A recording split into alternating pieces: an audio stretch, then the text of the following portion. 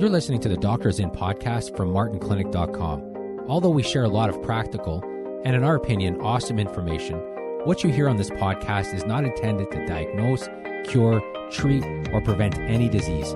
It's strictly for informational purposes. So enjoy.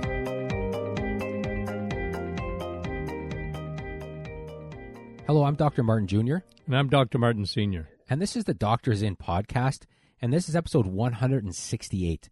And today we want to talk about a study done on intermittent fasting that came out kind of middle of last year that didn't get a lot of press, but it's actually a fascinating study that we're going to talk about. And for this time of year, a lot of people are, we're recording this in mid-January of 2019.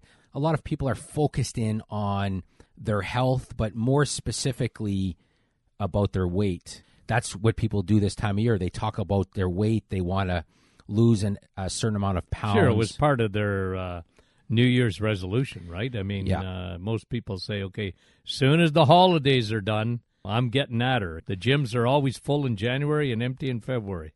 Well, and it's funny because a lot of times what ends up happening is that, let's just say I'm starting January 2nd because, who starts January 1st? There's nothing open and all that kind of stuff. So I'm starting January 2nd. So what they do is that every day that gets closer to that day, they just eat a little bit more, and they're like, well, I'm going to be good in a couple of days, so I'm going to eat that. And the next thing you know, they're eating a lot of everything and almost ramping up, and then to cut it all out on January 2nd, which is very difficult to do, especially sugars. Through the holidays, I mean, there's so many cookies and all these pastries and all this sugar. I'll tell you, there are a lot of people at the beginning of January that are going through the addiction detox procedure where they get all the headaches and the agitation and the shortness of mood. So it's interesting, but this is the time of year that people talk about weight loss. Now, the reason why we're bringing this study up is we're going to talk about the benefits of intermittent fasting, even if you don't want to lose weight. Now, here's the thing. A lot of people have heard about intermittent fasting. It's gaining popularity over the last couple of years. More and more people are doing it, and they're doing it for weight loss. And what happens is some people do it and they lose weight. Other people do it and they don't lose any weight. And we'll talk about why that is in a second. But they don't lose any weight, so they stop doing it. What we want to do is we want to talk about the benefits of intermittent fasting, even if you're not losing weight, meaning as a lifestyle factor, right? Doing it for a healthier lifestyle because, and we'll talk about why in a second.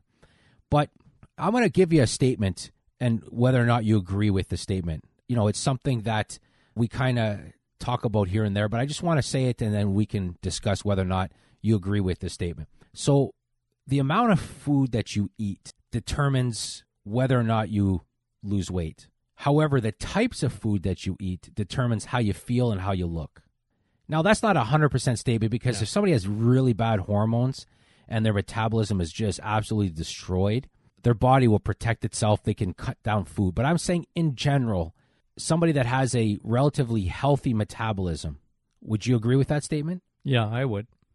Yeah, generally that's true. And if you look at our diet, what we've done at the Martin Clinic and in food, we talk about the difference in not quantity as much as quality of food. So we always talk about, we're hormone people, so we talk about that hormone insulin. And so we divide we're food dealing with based people. on... We're dealing with people that generally have a very difficult time losing weight because their hormones are a mess. Yeah. Their thyroid is slowed down, all those kind of things. But in general... Yeah, that's a general. I agree with that. In general and the reason why that's important to understand is because what happens with some people who fast, and I mean, listen, I've done fasting for a long time, intermittent fasting for a long time, and I've been there, so I understand. It's so funny, right? If somebody says, well, I'm going to start eating at 12, and then I'm going to stop eating at 8, so, a 16-hour fast and an 8-hour eating window. Well, I'll tell you, when you first start to fast, you try to shove as much food as possible into 8 hours, right? So you're still eating the same amount of food. You're not eating less. So you may lose some weight at first, but then it's going to stabilize pretty quickly because you're still eating the same amount of foods in that shortened window. And then one of the downsides that people have when it comes to intermittent fasting is they fall into a habit of binge eating. Yeah. There was a graphic that I saw that somebody had done for fasting, and it was so funny. The top picture was a guy staring at his clock, and it said 11:59, and there was a massive plate of food in front of them. And then the next shot was it said 12:01, and the food was all eaten. Right? It was. I mean, listen. Like I said, I'm speaking from experience because I've gone through a lot of fasting and I've tested out a lot of different things over the years.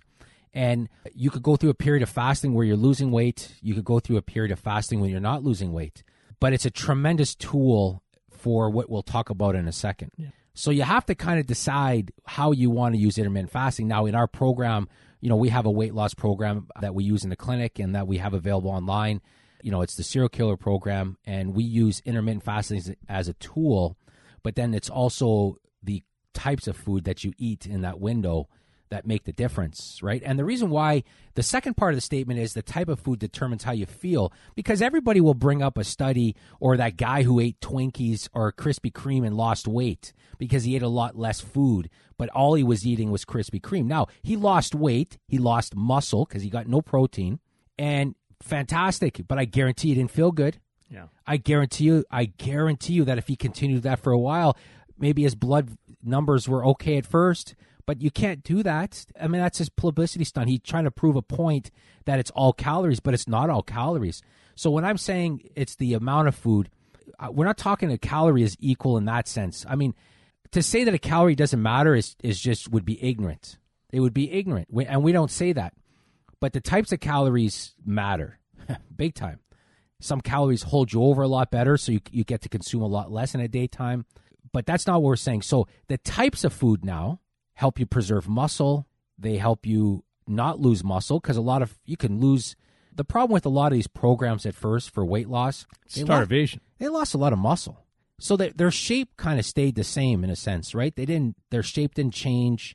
They lost muscle. Everything that's not the point. You don't want to lose muscle. Your muscle is your metabolism.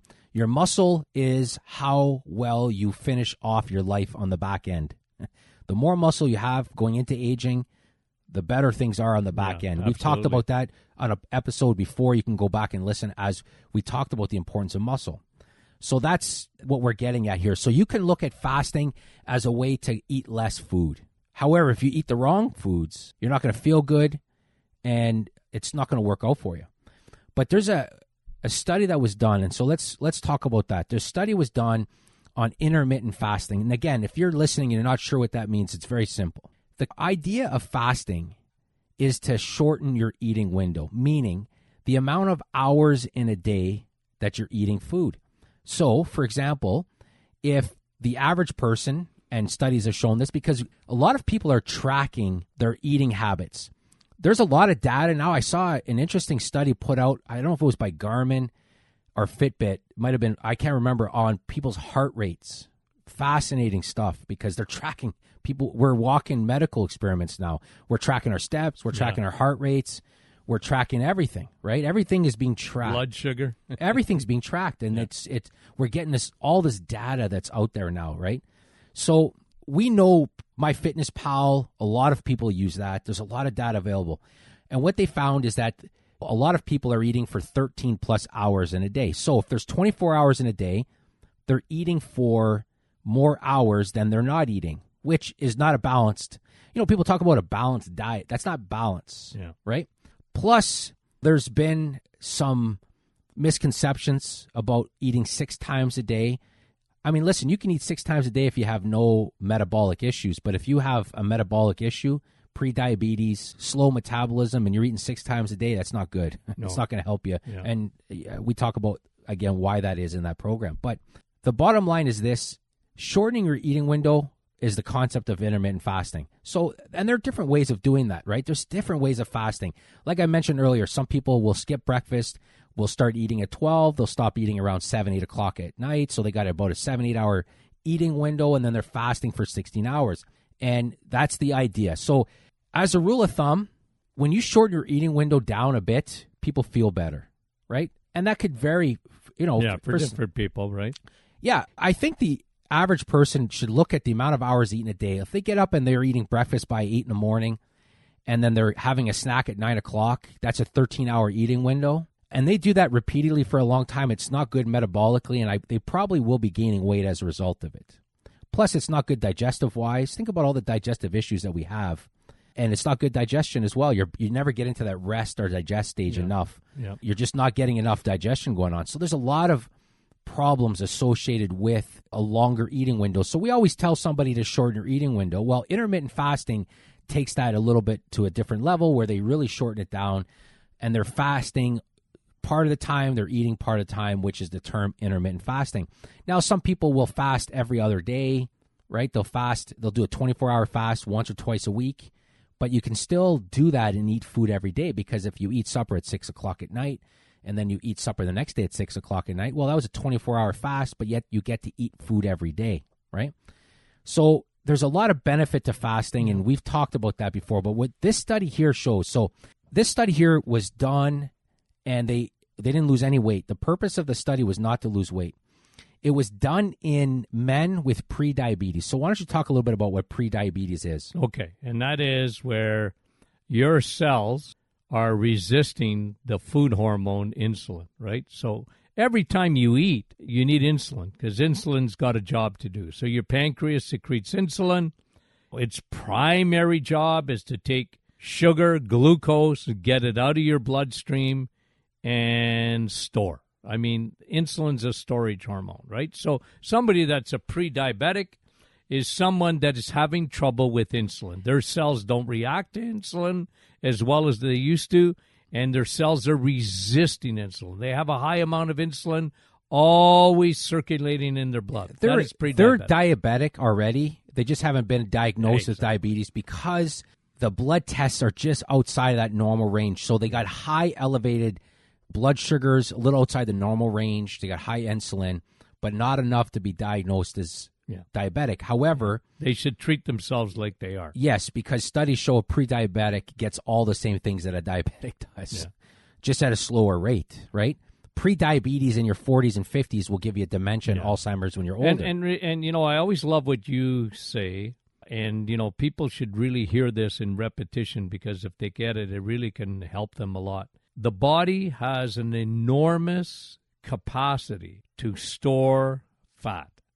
Almost everybody. Now, some skinny people, they can't store fat. Yeah. But the body has an enormous ability to keep you away from diabetes. And so I if think you get diabetes, you're bad, man. Because, like, the body has that ability to take sugar out of the bloodstream and store it and store it and store it and store it. And diabetes won't come till the very end. But you're in trouble metabolically. Yeah, you're already in trouble metabolically. Way before that. Yep, absolutely. Yep. So what they did in this study is they did a form of intermittent fasting. We'll talk about which type in a second. And they did it in men who were pre-diabetic. So metabolically, they were messed up. They were diabetic metabolically. They just weren't officially diagnosed with diabetes. And a majority of men and women over the age of 40 would classify as pre-diabetes nowadays, right? A majority of people would be in that pre-diabetic range already. So we're talking to almost everybody over the age of 40 right now. So they did this intermittent fasting, and they did a form which is fascinating, and we've talked about this before, and it's what they call early time-restricted feeding. So it's a form of intermittent fasting, but it's specifically early time-restricted feeding, and they did it for a reason, and we'll talk about that as well, why this may work for some people very well. So early time-restricted feeding is very simple. They would eat for 6 hours in the day, and generally around 8 in the morning, 9 in the morning, till 2 in the afternoon or 3. So their supper was at 3 in the afternoon. Then they'd fast to breakfast again. And the reason why they did it this way is for two reasons. Diabetics tend to have higher glucose in the morning. And the reason for that has to do with your circadian rhythm, right? Your hormones are released based on that 24-hour cycle. So one of the hormones that's supposed to be elevated early in the morning as you're waking up is cortisol. And cortisol, one of the main jobs of cortisol is to raise your blood sugar levels up so that you can have energy to start your day. The problem is that diabetic, they already have high blood sugar or pre-diabetes, and cortisol raises it even more. So they have higher glucose levels in the morning. However, this study wanted to kind of match circadian rhythm. they feel that people generally eat with the sunrise, right, and stop eating before sunset. Yeah. I mean, listen, it's a fantastic way to do it if you can. The downside of that has to do with our culture because we generally eat supper as a family. Breakfast is chaotic, and we eat supper as a family, right? The family meal in North America is supper. We get together as a family at supper. It's tough to do that if you're stopping eating around 3 o'clock. However, for these pre-diabetes, that's what they did. And they found a whole bunch of awesome things when it came to their actual metabolic health. They didn't lose weight because, again, I didn't look at the actual structure of how many calories and what they were eating, the types of food they were eating. But it was interesting, right? So they ate roughly, in this study, they ate from 8 a.m. or 9, and they stopped eating around 2 or 3 in the afternoon for that 6-hour eating window, and they felt fantastic. So here we go. Now, here's what they found in the study. So they found some big indicators here in terms of helping prediabetes. The first thing is the participants after the study for 5 weeks, their insulin sensitivity increased. Which is good. Which is very good, right? You don't want to be insulin resistant. You want to be insulin sensitive. Now, the difference between the two is very simple. When your cells are resistant to insulin, the body only reacts one way.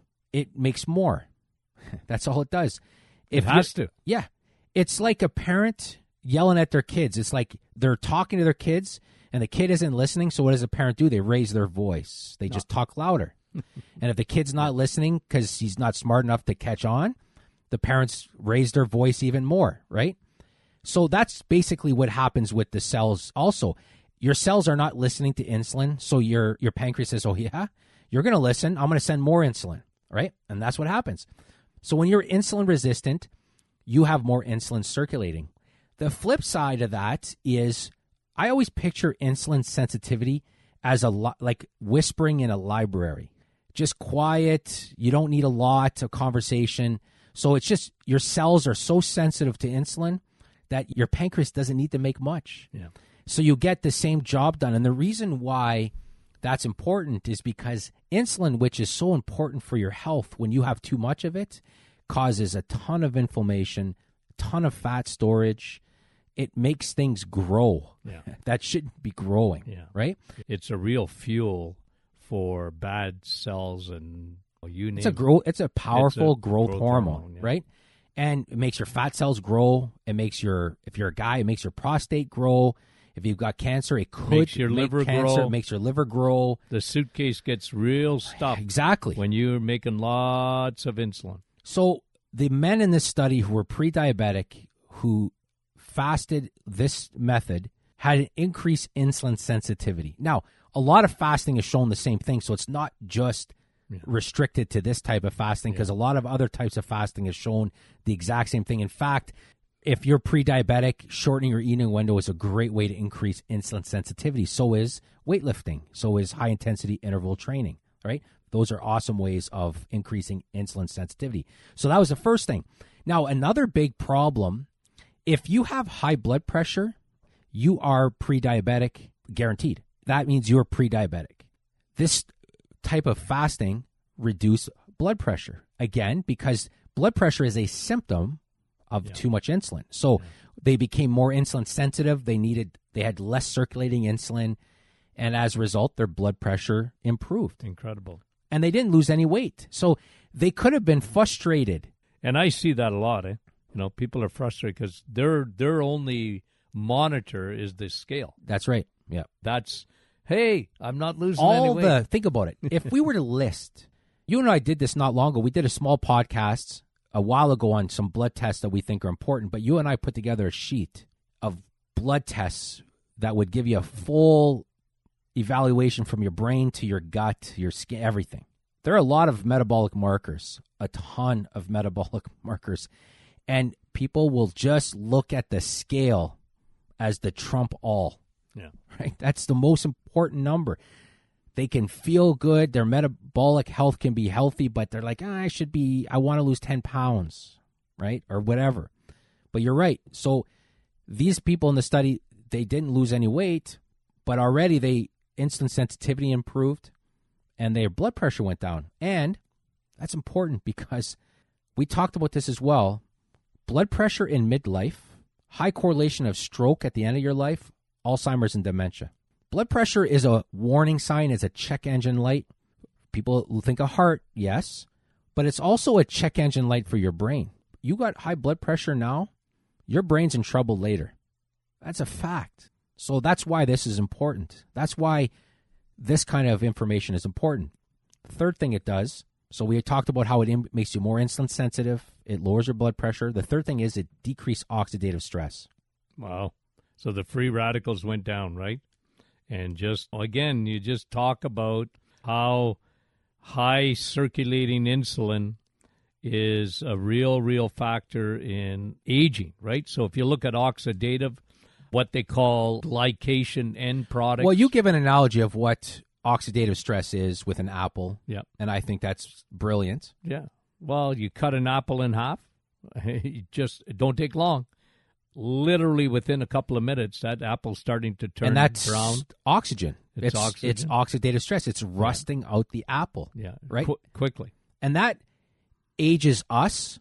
Oxygen gives us life, but it also ages us. Yeah. It ages our brain. Yeah. It causes free radical damage. So it causes a lot of problems. Yeah. It rusts you out, right? One of the keys of anti-aging is decreasing oxidative stress. Intermittent fasting, which is why people always talk about the anti-aging benefits of intermittent fasting.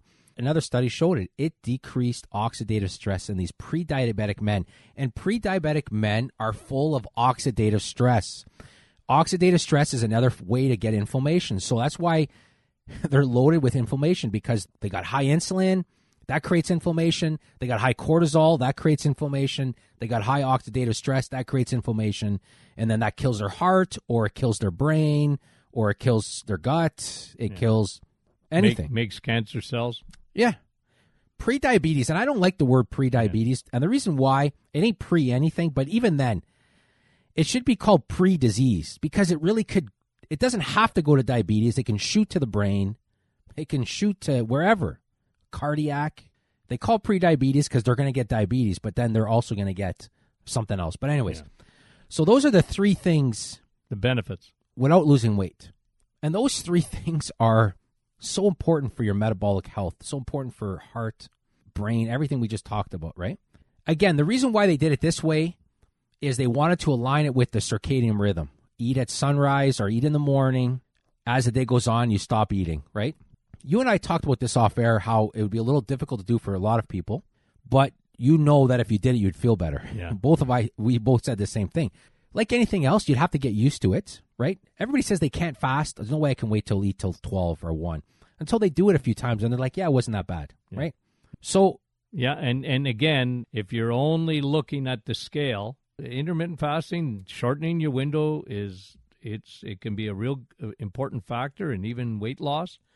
But if you turn the ship around and look at it the other way and say, well, look, I want to be healthy, because our goal at the Martin Clinic is, obviously, we understand you want to lose weight. I mean, who doesn't, right? I mean, that's a big thing today. I was telling you about a study that came out that since the 1960s, there's 30% more obesity. Well, I think you said that the average man is 30 pounds heavier. Yeah. It was an article. And the average woman is 31 pounds heavier than in the 1960s. So who doesn't want to lose weight? Of course, it's a big thing today. It's bigger than it ever was. It always was big, but now it's even bigger. I understand that, because people, what you see is, but our goal at the Martin Clinic is it's bigger than that. Yeah. Because we want you to be metabolically sound. We want to get your insulin down. We want to get your inflammation down. We want to help people live longer but healthier, because as I talked about in that solo podcast, but by the way, is not easy to do. When you go away and I do it on my own, then I miss you. It's not easy to do. But here's the thing. We want people to live longer, but like I talked about the statistic that 50% of people over the age of 85 have Alzheimer's. So people say, I want to live to 85 or 90. Well, then you're flipping a coin whether or not you have Alzheimer's. And who wants to live with Alzheimer's? Who wants to live with that? And you don't get Alzheimer's. And here's the thing, because I was thinking about this a little bit in the week as I was kind of doing some articles. It's not what you do in your 70s and 80s that gives you Alzheimer's. It's what you do in your 40s, 50s, and 60s. Yeah.